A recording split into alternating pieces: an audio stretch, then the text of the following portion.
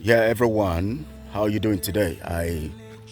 I believe that you are all well and fine. Today is another lovely day. It looks as if it's going to rain, even if it's morning here. I'm still in Biafra land, just looking at some, trying to view some of the lands that I am told about, and I came to check them out to know, what happens in the village settings. And most times, in fact, basically, most of the issues that we have in the village are critically connected to land, and that is what. And sometimes you have to learn how to resolve these things. So many people have died based on such narrative and all of that. And well, anyways, I want to talk to us today about what our teenage girls and the younger ones too are doing. The teenage ones and the younger ones in Biafra land. Some very horrible things. I call them horrible, but very terrible to hear are just going on. And when we talk about restoring our land, restoring our future, restoring our generation, we cannot do that in isolation. We can't keep preaching some stuff without trying to understand the situation and then talking about them and then seeing to it that we collectively try to resolve the whole thing. Now, I have been making lots of observations, studies and observations in Biafra land since I came. Of course, you can see the terrain, you can see the cassava and all of that. I'm just looking at the lands, and when I decided to do this in the bush, or in the farmland, anyways, not in the bush, in the farmland, I decided to make this broadcast because it's really disturbing me. I'm feeling disturbed about the whole thing, and I think that we deserve better as a people. We have been pushed to the wall, and we have been pushed to a place, especially by people who should lead us aright. They have misled us. Parents, guardians, and leaders, and all of that, so-called leaders. Those I call leaders. Sometimes I don't like using the word leaders because when you are leading someone not aright, I don't want to measure it as using one particular word to characterize both the wrong leader and the right leader.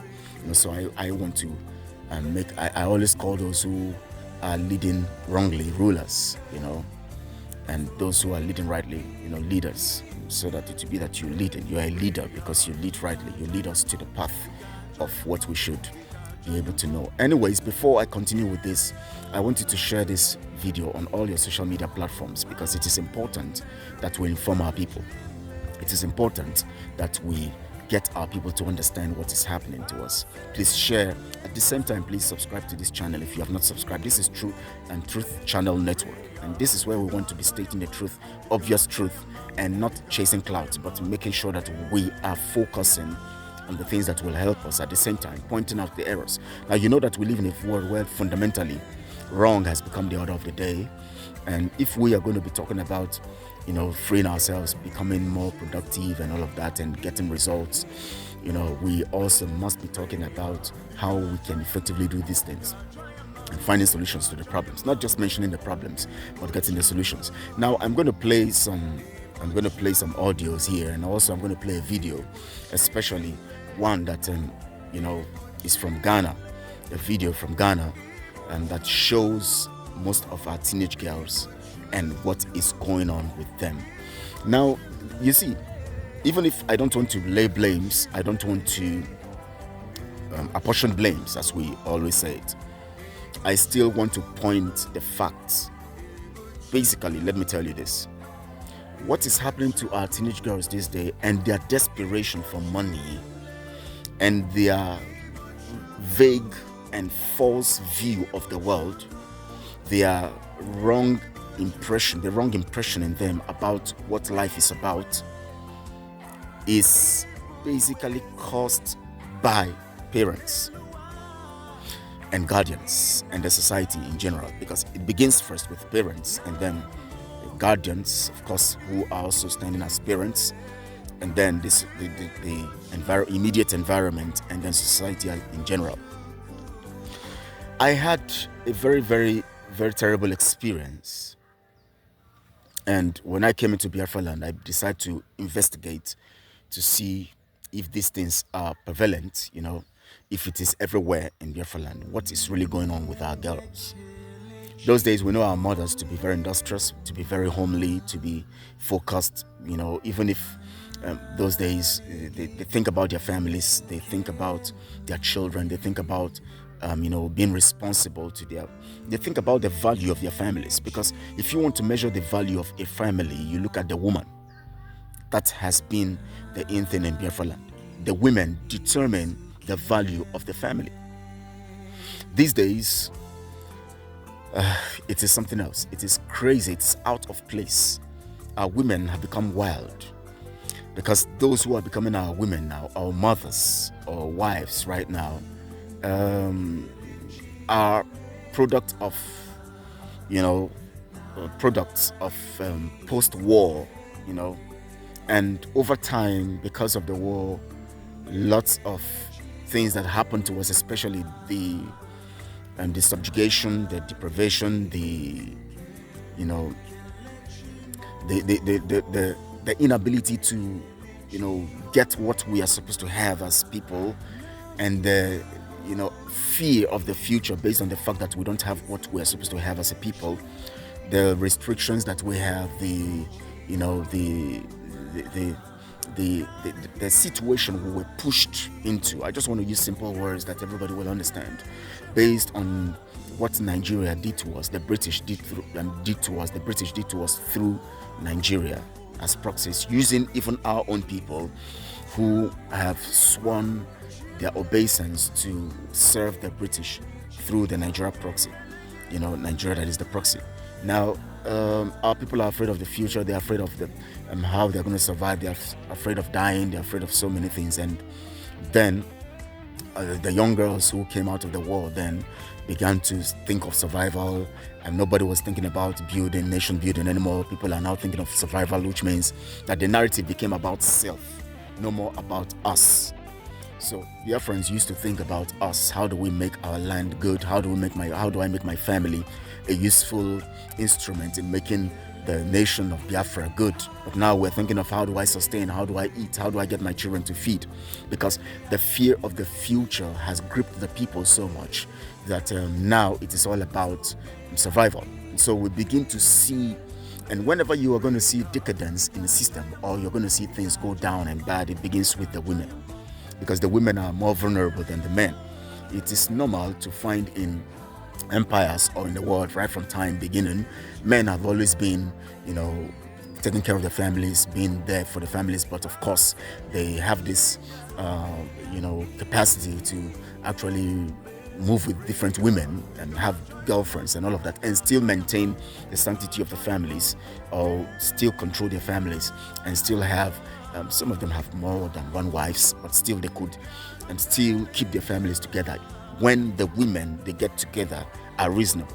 You can see it in the Bible. You can see most of the women who came together, even if most men, of course, got into trouble based on the fact that they became polygamous, which is one of the reasons why sometimes when you look at the Bible, God, not even sometimes anyways, when you look at the scripture, when Paul was admonishing those who want to be bishops, they want to be bishops, they want to be pastors, they want to be elders. Of course, it's the same thing, talking about elders and bishops and pastors. It's the same word, based on the area Paul was trying to address.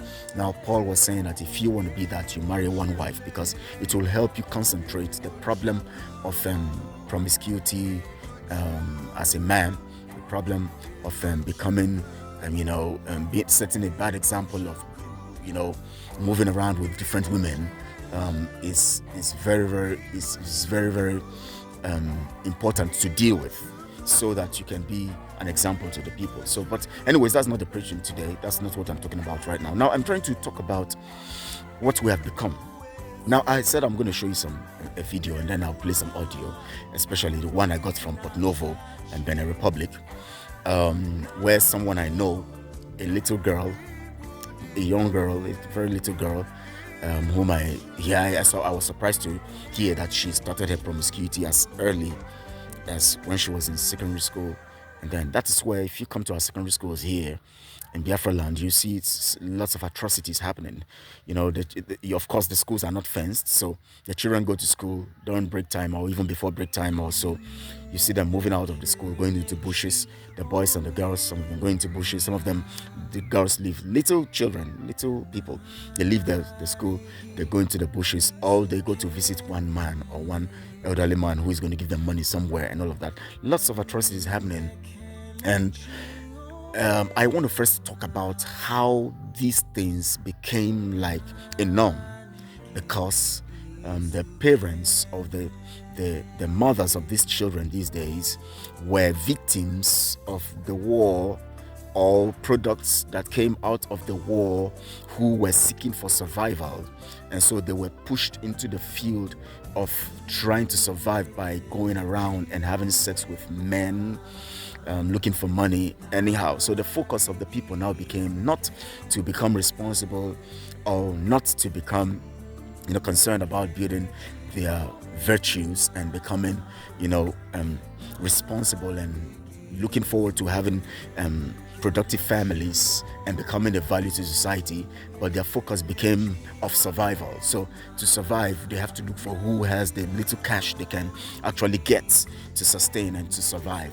This have become a very, very major issue here, and so it is like the girls, or the girls that came after the war could not be sustained by their fathers and mothers who were victims of the war, and some of the girls and little children who survived the war then also, who were raped and all of that, now saw it as a means. They were enticed with monies, and so they thought that life now is about survival. So some of them saw their parents,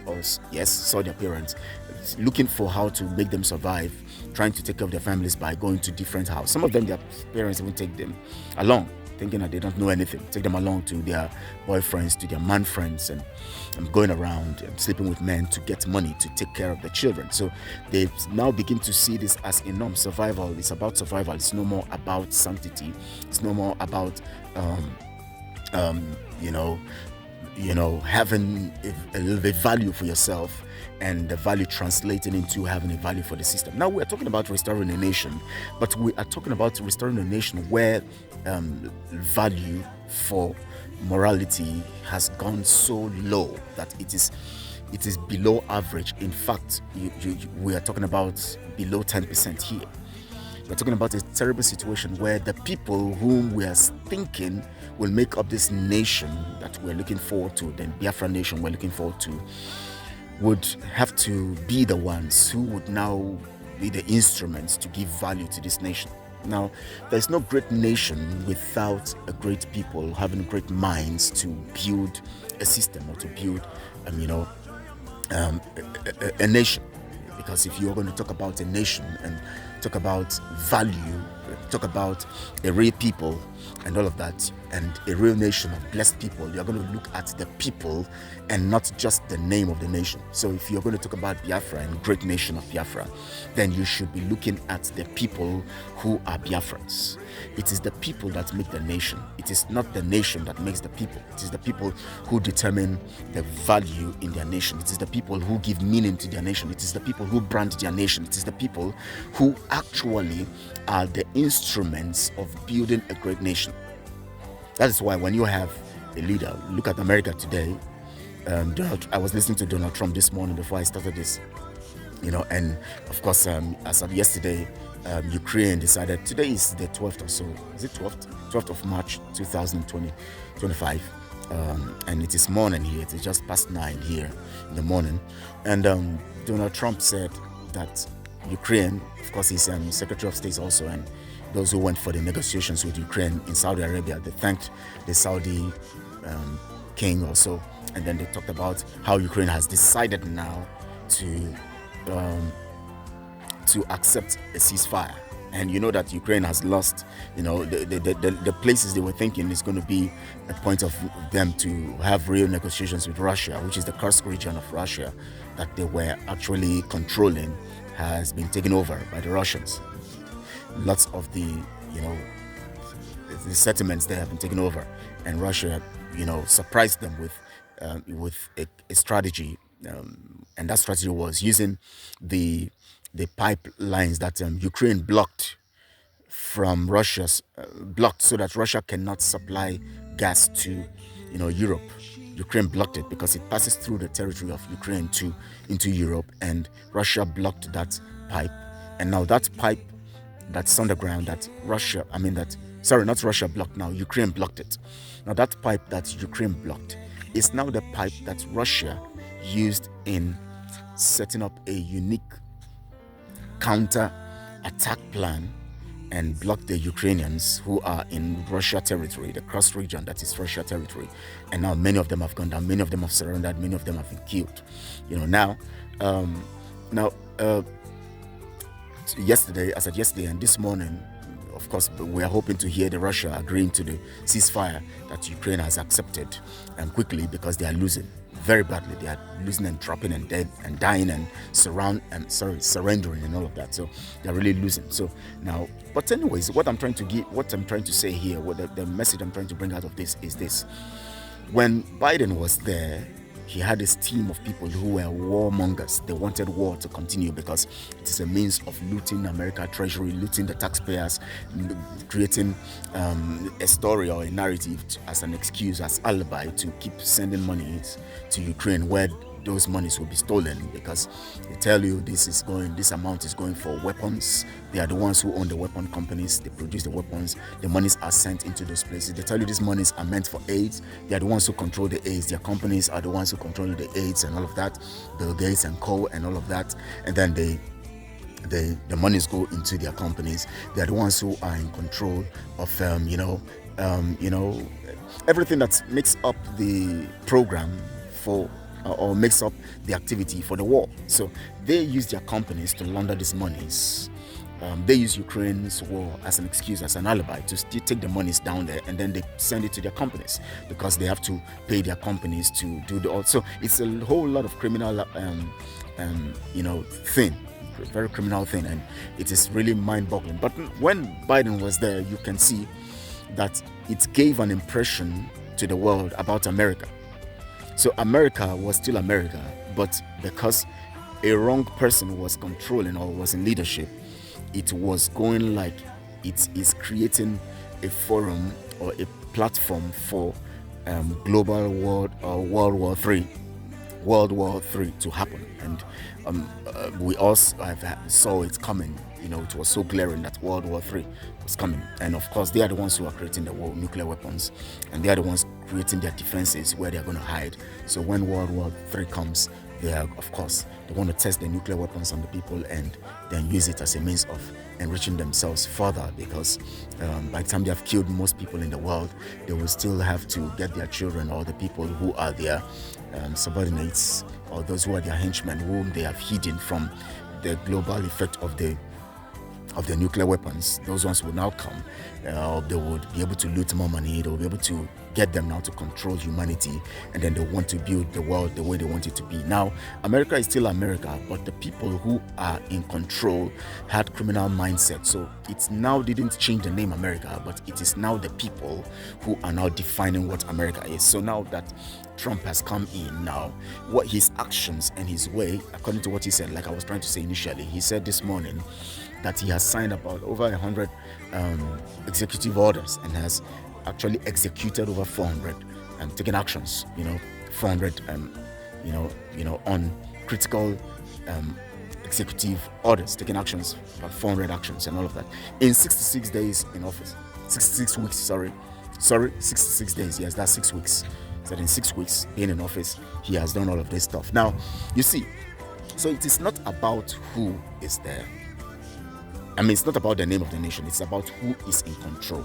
So if we have this kind of situation where our girls who should be the cynosure of family values are now going haywire, if you see the way they are so desperate, once they meet you and you meet them and you are talking with them, the next thing is that they want to take a soup, they want to drink this. They are so cheap now, they are everywhere.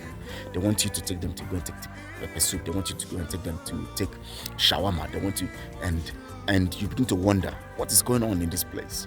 Little children, 13, 14, 15, and even 10, 11, 16, and now most of them are being taken as prostitutes in places like Port Novo, Benin Republic, Togo, Ghana, and other parts of the world.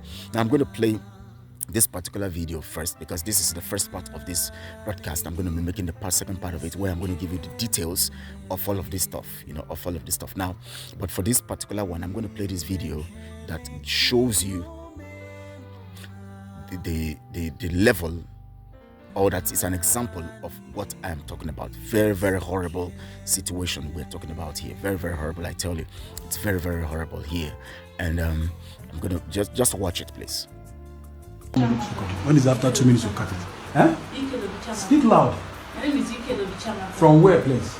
From Olu where? Huh? I'm from Imo. Imo State. Imo State, yes. Olu Yes. town from Imo State. Yes. How long have you been in Ghana? Just getting to 1 month now. What is your name? My name is Asus Divine. Divine. Yes. How old are you? I'm 16 years old. 16 years. My God. How long have you been in Ghana? So the 7th of this month will make me 2 months. 2 months. You are from Imo State. Yes. What is your name? My name is Odrupe Olebimira. I'm from Imo State. That was South. Sorry. that was south. Sorry. You will be fine in Jesus' name. God will take care of you, my children. What is your name, sister? My name is Selina Danjuma from Plateau State. Oh, mommy. How old are you? I'm 18 years. How long have you been in Ghana? 7th of this month will make me 2 months. My name is Odrupe Onyechukwu. Speak now. My name is Odrupe Onyechukwu. Where are you from? Imo State, Odnepa. Imo State. How old are you? 16 years. 16 years. Stand up, let me see you. My brother, this 1, 2, 3, they are the same mother, the same father. 3 of you are from the same mother, The same father. the same father. Have you spoken to your parents? Where are your phones? This is our home. You're taking all your phones. Who brought you to Ghana? His brother. The brother. The brother He's the brother of this person. He's The the brother brother of of this this one. Okay. So you are from Imo State. 16 The years. same mother, the same father. 14th Three. October, make me 16 years. Jesus Christ. So you are still 15 plus. And you have been in Ghana. And what have they been doing to you? They take you out to see men. You see men. Prostitute work. And they pay you. No, they don't pay me. Any money we work, they took me. We give them everything. 15 years. Everything. See our children in diaspora, 15 years. Out of their own wish. Children are supposed to be in school. These are the great future leaders of Nigeria in diaspora. 15 years. 3 children from one father, same mother, from Imo State. Now, this is just a part of what is happening. Now, I'm going to play a particular audio, my conversation directly with a girl who I know very well. She is not the only one. Another girl with her, they all left the village and they went to Port Novo in Benin Republic. And then, not only are they going into prostitution, now they are learning using that as a means of going into diabolic. In fact, for them to sustain themselves in this now, it has gone beyond just going to make money. And it is now becoming radical. They are being radicalized. They are being, they've become very wild. They have to, because they know the dangers out there, so they have to go to the juju man to give them. They have to go to ROC somewhere to have some protection against those who would want to use them for rituals, or those men who are coming with some kind of stuff and all of that. You will hear this in one, and then they also use that as a means of setting themselves up so that they can also extort money from you. Now, this one also is a clear example of what by the time you listen to the audio, they set themselves up because they know I've come into the issue now. I'm telling this little girl, go back to the village. What are you doing here? After she has lied to me that no, she's not there. Then later she accepted that, yes, okay, I'm here. But it's just that, I need to take care of my family. I need to do this. I need to take care of my mother. Now that brings the question. Most of these parents, what is really their role in the lives of their daughters? Even their fathers, not just their mothers, their fathers. What is their role in the lives of these children? Now this is fundamental. Now I'm going to play the audio in the next part of this video so that you can get to understand what I'm talking about. But for now, please share this video because we want to get people to understand what is happening. If we want to build a nation, then what about the people? Because you can't build a nation with people having the wrong mind. We still have a nation that is not what we want to really see. I tell you, our young girls, I'm not talking about the men yet, but I'm talking about the young girls, because at least if the young girls give themselves value, it will help to control even the men. I tell you, women have so much power. I tell you, women have so much power. We might not understand it in that sense, but the truth about it is that the weakness we see in women is actually the strength that is the controlling force for humanity. I'm telling you, the weakness you see in women is actually the strength that you cannot understand, because it's in mystery. So I'm going to be talking about them, and then you'll get to understand. So for now, please share this video, let people hear more of this message, and please like it also, so that your people, those who are with you, will see it also when you like it. And also subscribe to the channel, so that we can move far and far and get ourselves to be seen by other people, and to also reach out to so many people. We have to increase our our base and reach out to more people with the truth. This is Truth Channel Network. My name is Kelechi Ambrose, and at your service today, we're going to talk some other time. Hopefully tomorrow, by God's grace, I'll bring the second video to you. So please do the needful. Enjoy the rest of your day and stay blessed. God bless you very good, as I always say.